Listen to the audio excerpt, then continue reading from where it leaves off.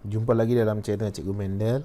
Video kali ini cikgu akan cuba bincangkan dengan kamu, cuba terangkanlah sama-sama kita boleh ingat dan fahamkan bab yang ke-6, variasi.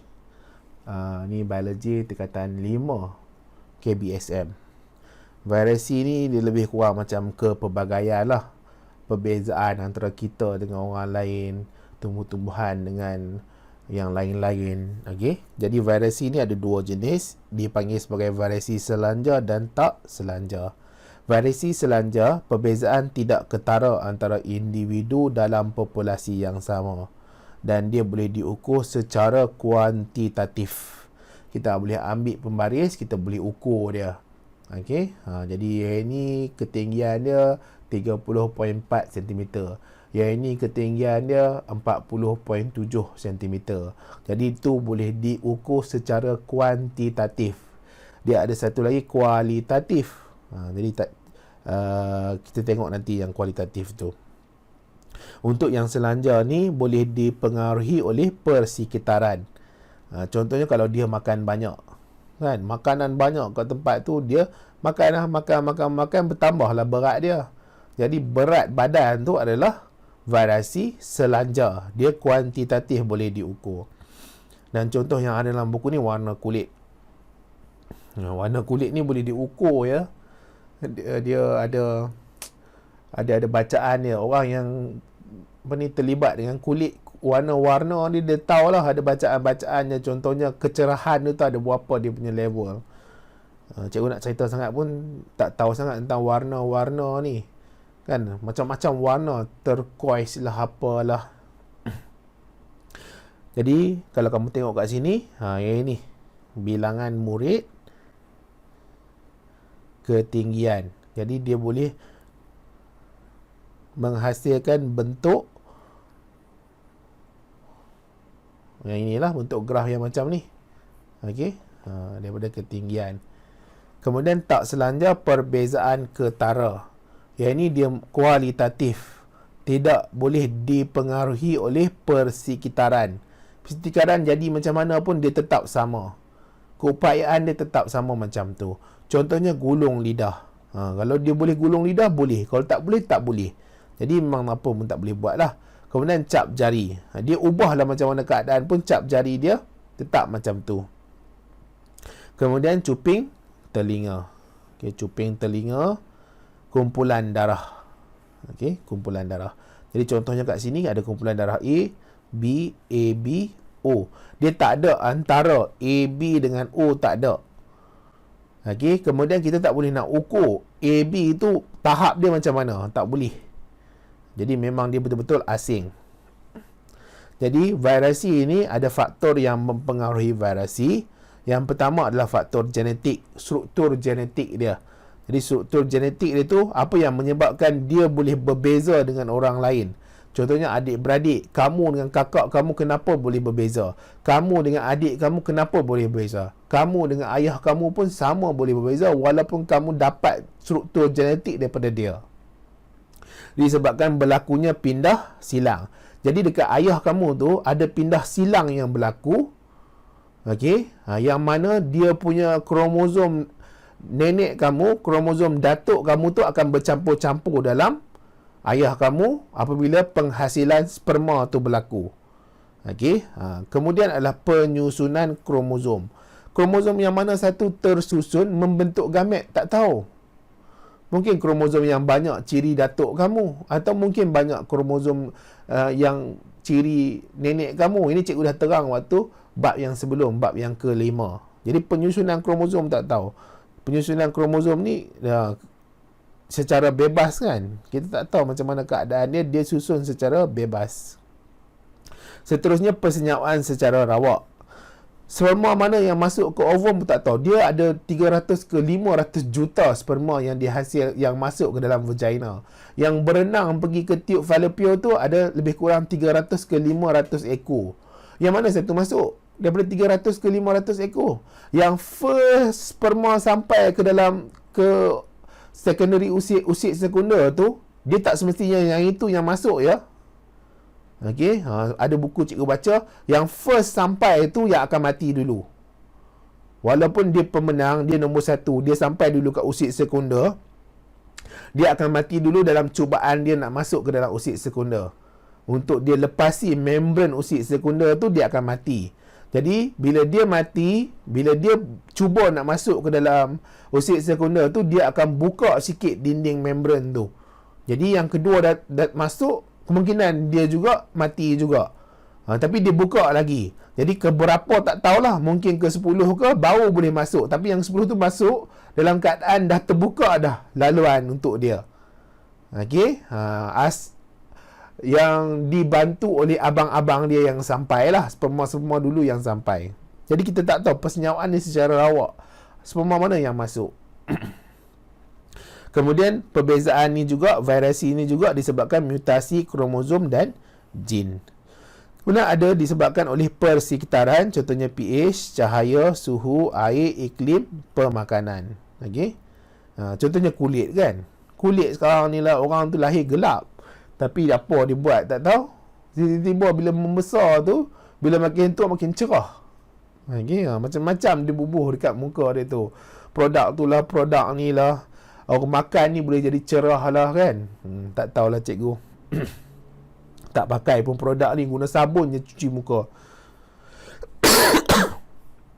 Jadi apa kepentingan dia? Apa kepentingan variasi ni? Dia boleh menyebabkan kita dapat sesuaikan diri dengan keadaan. Okey, kita dapat sesuaikan. Manusia ni hebat lah. Pergilah letak dia dekat mana pun, dia dapat sesuaikan diri. Kemudian kita dapat beza atau cam individu. Pastinya lah kan. Kita nak cam kakak kamu, abang kamu, adik kamu, pastinya kita tengok muka pun kita tahu. Kemudian pemilihan semula jadi, kemudian nilai tambah organisma.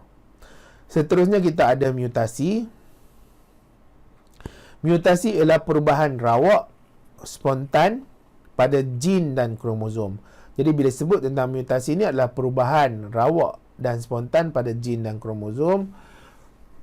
Perubahan ciri pada anak. Okey, perubahan ciri kepada anak. Jenis kita ada mutasi kromosom, kita ada mutasi jin. Ada dua jenis mutasi, mutasi kromosom dan mutasi jin. Mutasi kromosom, perubahan pada bilangan atau struktur kromosom. Okey, dia boleh melibatkan perubahan pada bilangan atau struktur kromosom. Contohnya kita ada sindrom Down. Jadi dia lebih satu kromosom, kromosom nombor 21. Jadi kromosom dia sekarang ada 47. Ciri pada orang yang kena sindrom Down ni, dia terencat fizikal dan mental, leher dia pendek, mata sepet, badan lebih rendah. Kemudian ada sindrom Turner, kurang kromosom, dia kurang kromosom. Jadi 46 sepatutnya untuk normal, dia tinggal 45 sahaja. Dia kurang tu pada seks kromosom, 44 tambah X kosong. Dia selalunya perempuan, tiada perkembangan ciri-ciri seks sekunder perempuan. Okey, tiada ciri-ciri perkembangan seks sekunder bagi perempuan. Kemudian kita ada sindrom Klinefelter. Ni lebih kromosom. Dia ada 47 kromosom, 44 tambah XXY. Dia lebih satu kromosom X tu. Dia lelaki sebab ada Y kan, tapi dia ada ciri-ciri perempuan. Sebab apa? Dia lebih satu X. Dia ada payudara, testis dia kecil, dia mandul. Kemudian kita tengok kepada mutasi kromosom. Okey, mutasi kromosom ni semua mutasi kromosom lah. Dia ada jenis pelenyapan, dia ada penyongsangan, dia ada translokasi, dia ada penggandaan.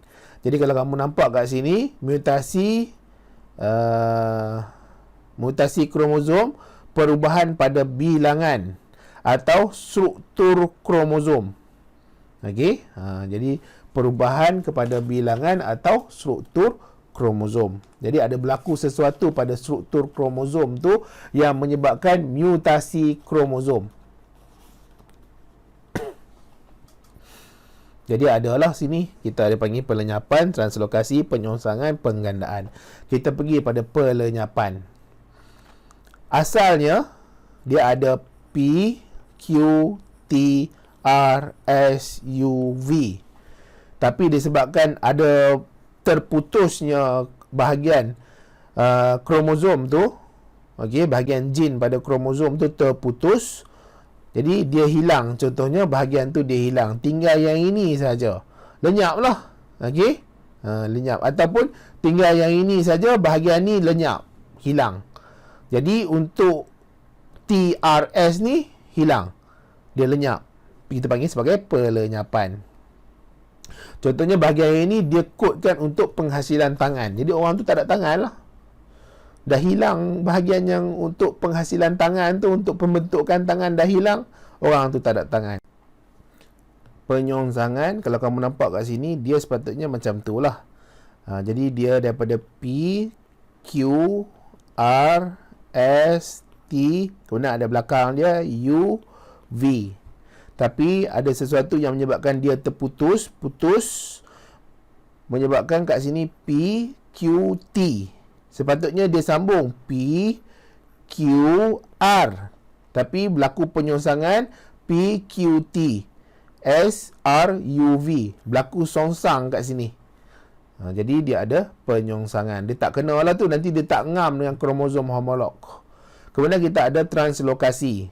Translokasi seolah-olah macam dia berlaku pemindahan tempat. Jadi kita ada P, Q, R, S, T, U, V. Okey, yang di belakang.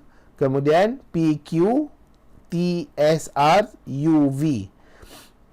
Menyebabkan ada berlaku sesuatu yang ini tiba-tiba masuk ke dalam TSR. Okey, dia translocate, dia translokasi. Kemudian yang dua ni bergabung. PQ, UV. Okey, ada translokasi berlaku lah. Tiba-tiba yang tak ada kaitan ni pergi translocate, masuk ke dalam kromosom. Okey, bergabung dengan kromosom yang lain. Seterusnya penggandaan. Kalau kamu nampak kat sini, ini yang normal dia. Tiba-tiba U dengan V ni mengganda pada kromosom. Okey. Satu lagi kita ada tak disjungsi. Tak disjungsi ni dia bawa semua kromosom terus.